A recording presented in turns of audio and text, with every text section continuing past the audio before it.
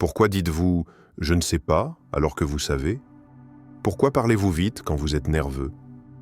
Pourquoi certaines personnes vous coupent toujours la parole? Et pourquoi vous les laissez faire? Aujourd'hui, on va parler de votre manière de parler. Mais attention, ce que vous allez découvrir ne concernera pas que vos mots. Ce sera une plongée dans l'architecture cachée de votre esprit, là où vos phrases prennent racine, bien avant de sortir de votre bouche. Le langage comme reflet de l'identité, dis-moi comment tu parles, je te dirai qui tu es. Votre voix ne vient pas simplement de vos cordes vocales. Elle émerge des plis de votre passé, des souvenirs que vous portez, des peurs que vous avez apprises à contourner et des rôles que vous avez été forcés d'endosser. Le langage n'est pas neutre, il est chargé, codé. Il est l'écho de votre construction intérieure. Quand vous parlez, vous ne faites pas qu'échanger des mots. Vous laissez transparaître des couches entières de vous-même, vos hésitations, vos angles morts, vos blessures non guéries. C'est pourquoi deux personnes peuvent dire la même chose, sans jamais dire la même chose. Regardons cela de plus près. Ce que disent vos mots, au-delà des mots. Pourquoi commencez-vous toujours vos phrases par « je pense que peut-être » ? Pourquoi ponctuez-vous systématiquement vos affirmations d'un rire nerveux, d'un « enfin, je veux dire » ou d'un « je sais pas si c'est clair ». Ces petits détails que vous considérez sans importance parlent plus fort que le contenu de vos phrases. Prenons le conditionnel mou.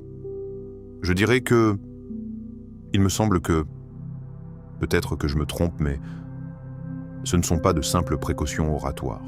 Ce sont souvent des mécanismes de protection. On les adopte pour ne pas trop déranger, ne pas trop s'exposer, ne pas trop affirmer. Car affirmer, c'est prendre le risque de se tromper.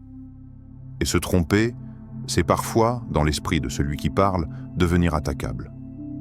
Ce qui est intéressant, c'est que ces stratégies verbales se mettent en place très tôt, souvent dans l'enfance. À force d'être corrigé, moqué, ignoré ou interrompu, l'enfant apprend à adoucir ses mots, les arrondir pour éviter les chocs. Il développe ce que certains psychologues appellent une parole défensive, là où l'expression devient une négociation avec l'environnement. Le silence aussi parle.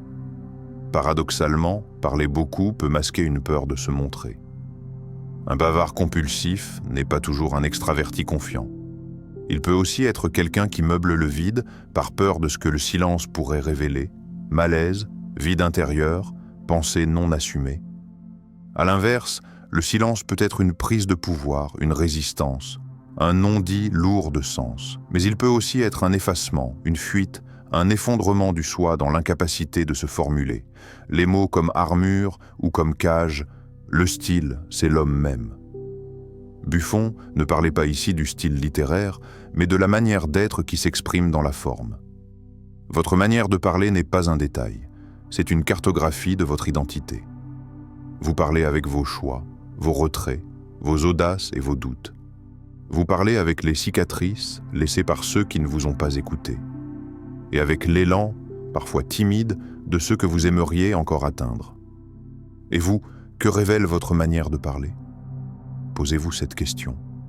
Votre manière de parler vous protège-t-elle ou vous emprisonne-t-elle? Êtes-vous libre dans votre façon de vous exprimer? Ou bien chaque mot, chaque intonation, chaque silence, est-il négocié avec une peur ancienne? Ce que vous cachez en parlant trop ou trop peu, plus on parle, moins on dit. Et si vos mots n'étaient qu'un rideau de fumée, une diversion bien rodée, un théâtre parfaitement huilé? Il y a ceux qui parlent beaucoup, tout le temps, sur tout. Et pourtant, on ne sait rien d'eux. Et il y a ceux qui se taisent avec une telle densité qu'ils deviennent bruyants dans leur silence. Mais parlons vrai. Parler à tort et à travers, est-ce vraiment de la communication? Se taire obstinément, est-ce vraiment de l'authenticité? Ou bien tout cela ne serait-il qu'un masque social, une forme d'auto-sabotage maquillé en tempérament? Trop de mots, pas assez de vérité, parler sans arrêt, c'est souvent une tentative désespérée d'éviter le silence. Mais qu'y a-t-il dans ce silence que vous craignez tant? Vous remplissez les blancs. Vous étouffez les respirations. Vous anticipez chaque blanc comme une menace. Car dans le silence, il n'y a plus de contrôle. Il n'y a que vous, face à vous. Et ça, c'est insupportable pour certains. Alors ils parlent, encore, toujours, de sujets sans importance, de souvenirs reconditionnés, de banalités déguisées en confidences, mais jamais, jamais de ce qui compte vraiment.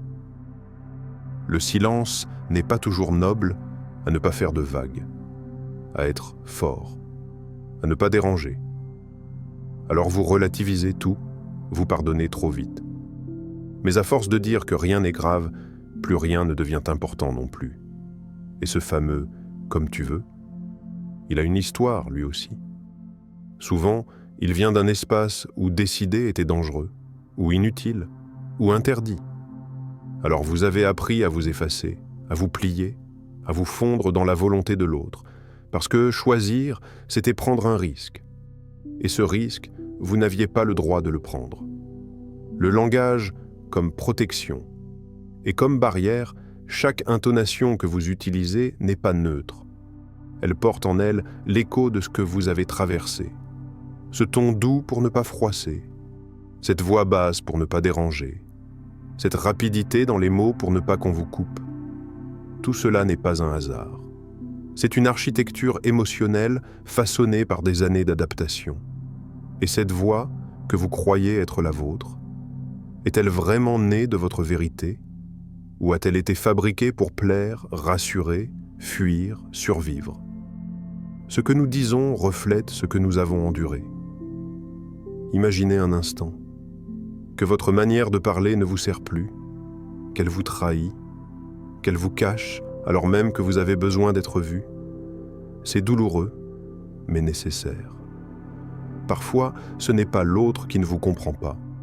C'est votre propre langage qui ne vous traduit plus. Question d'âme. Quelle phrase de votre enfance avez-vous gardée et qu'il serait temps de laisser partir? Quelles expressions portent encore les chaînes d'un ancien vous, que vous avez pourtant dépassé depuis longtemps? Regardez votre langage avec honnêteté et demandez-vous, suis-je en train de parler ou de rejouer? Maintenant que vous avez regardé votre langage, non pas comme un outil, mais comme un miroir, une question s'impose. Pas une question rhétorique. Une question pour vous, ici, maintenant. Et maintenant, qu'allez-vous en faire? Ce n'est pas une vidéo de plus. C'est une fenêtre ouverte sur quelque chose de plus profond. Car au fond, vos mots ne viennent pas de votre bouche, ils viennent de votre interprétation du monde. Et cette interprétation, vous pouvez la transformer.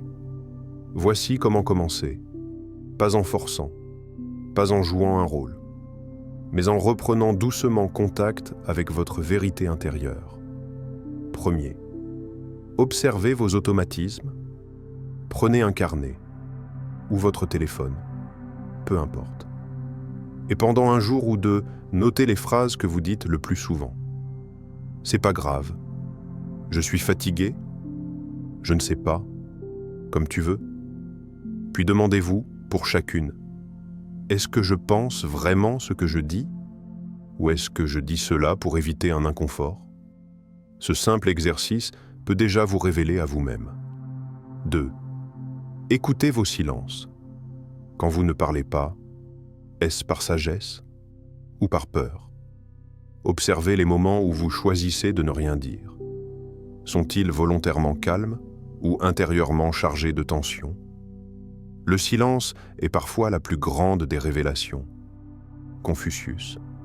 Mais pour cela, il faut oser écouter ce que vous n'avez jamais voulu entendre. 3. Exprimez-vous avec conscience. Pas besoin de devenir éloquent, mais devenez présent à vos mots. Avant de parler, respirez. Posez-vous cette question simple. Ce que je m'apprête à dire, est-ce utile, authentique, nécessaire? Apprenez à parler non pas pour être aimé, ni pour convaincre, mais pour vous relier, car les mots peuvent être des ponts. Mais mal utilisés, ce sont aussi des murs. Les mots sont des fenêtres, ou bien ce sont des murs. Marshall Rosenberg. Alors maintenant, visualisez. Si vous pouviez choisir un nouveau langage intérieur, pas fait de peur ni d'habitude, mais de présence, de vérité et de simplicité, que dirait votre voix? À quoi ressemblerait votre parole si elle était alignée avec votre être profond?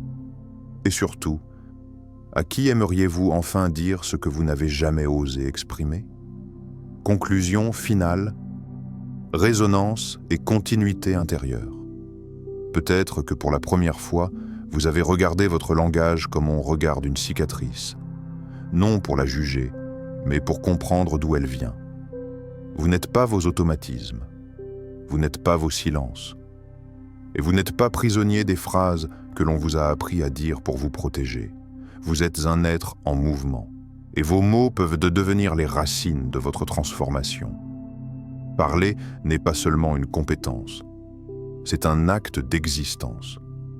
Et aujourd'hui, vous pouvez choisir de parler avec vérité, avec présence, avec vous-même.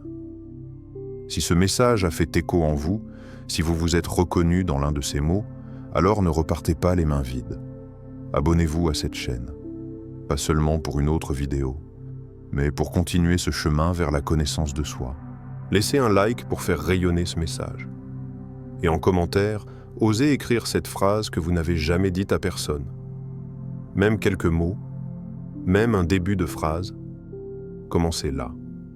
Parce que chaque mot que vous osez dire est un pas vers votre liberté intérieure. Merci de votre écoute et surtout, merci de vous être écouté.